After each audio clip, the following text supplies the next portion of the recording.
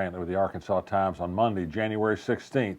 It is, according to your pleasure, Martin Luther King Jr. Day in Arkansas or Robert E. Lee Day in Arkansas. We're still one of 3 states in the South that celebrate a dual observance of a civil rights leader and somebody who fought to defend slavery.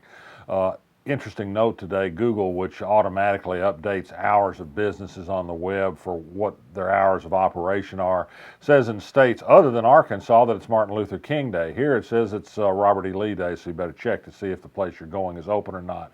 Whether this is a gig of Arkansas or not, I don't know. It is, of course, also King Day here, but it was Lee Day first, and I think it's worth a remembrance every time we talk about it to say that this didn't happen until the 1940s, and it happened because Dixiecrats were fervently defending states' rights and the ability to discriminate against black people and have segregation. That's why we have a Robert E. Lee holiday today, not because of any particular reverence for the old Confederate general. Will there be a bill to change that this year? It hadn't been introduced yet. The governor wants to see it happen, but the segregationists are fighting back strongly. The Sons of the South don't want to see it happen. No legislator has yet shown enough gumption to file such a bill, so we'll see.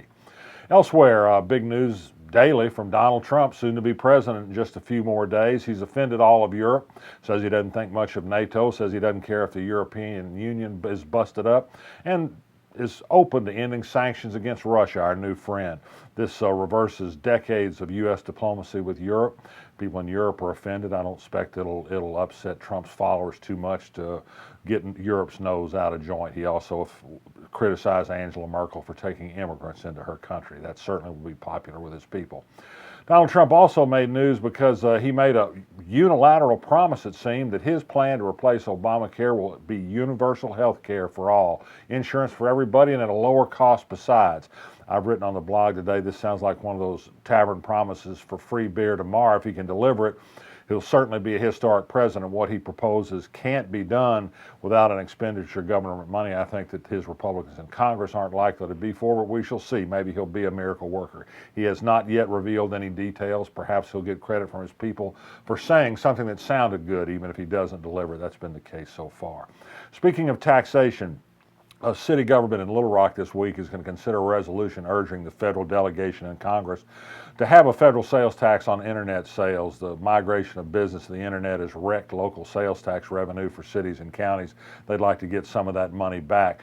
They're going to have a hard time. One of the biggest opponents to that internet sales tax bill is French Hill, who's a U.S. congressman from Little Rock. Of course, he's never carried Little Rock in the voting pattern, but in theory, he's our congressman. It's viewed as a tax increase. It's nothing but that you're supposed to pay taxes on internet sales in the form of a use tax. Nobody does.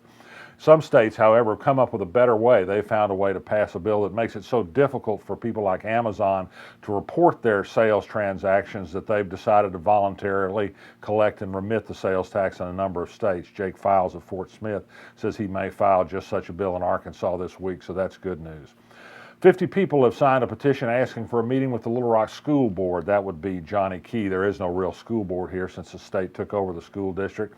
Will Johnny Key meet with them? And let's hope so. It could be interesting. There are a lot of questions I asked Johnny Key about a pending bond vote, what his plans are for school closings, what plans are for new classrooms in other parts of town, and perhaps a question about why he didn't want to have this election at a regular school election. Conservative Republicans generally favor that. They say more people vote. He's pointing toward a special election on this, which would put in place $500 million at least in new taxes on property taxpayers and the Little Rock School District.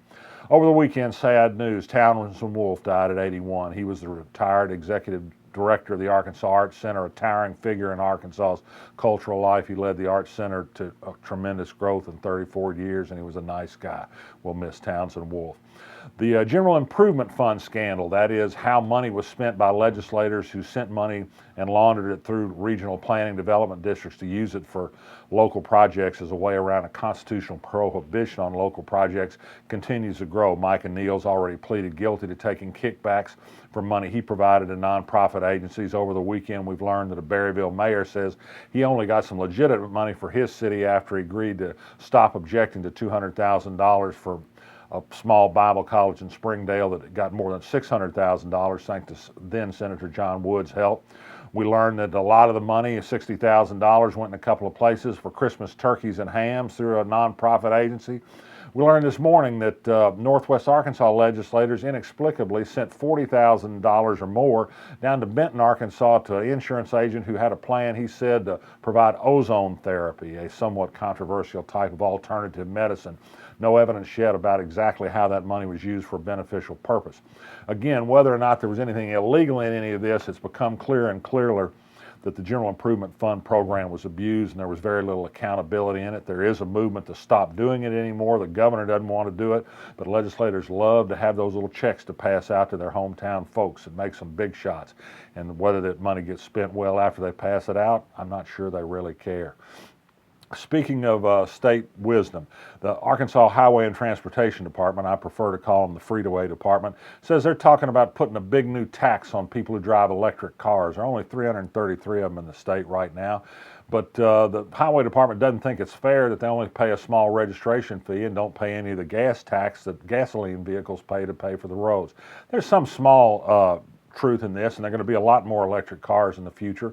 And to the extent taxes on cars pay for roads, they'll probably need to pay some more.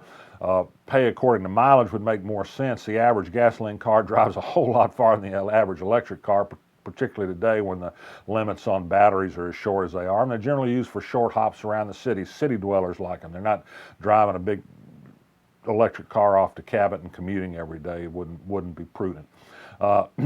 There is no talk from the Highway Department, I've noted on the Arkansas blog, about doing something about trucks who don't begin to pay for the damage they do to the roads. One truck does the damage of 10,000 cars. They don't pay their fair share, but the Highway Department's worried about the electric cars. Something's a little out of whack there, and I don't think it's what the electric cars are paying for their cars. And finally, if I can, I want to leave you with a picture with one of my heroes, Representative John Lewis of Georgia, who was beaten and abused and suffered immensely in the cause of civil rights during the 1960s. This one picture is a pretty good way to say that there's something missing in a president named Donald Trump who says John Lewis is all talk, no action. I think that's a pretty good phrase, but it doesn't apply to the man he's talking about. It applies to the man who said it. I'm Max Brantley. I'll be back tomorrow.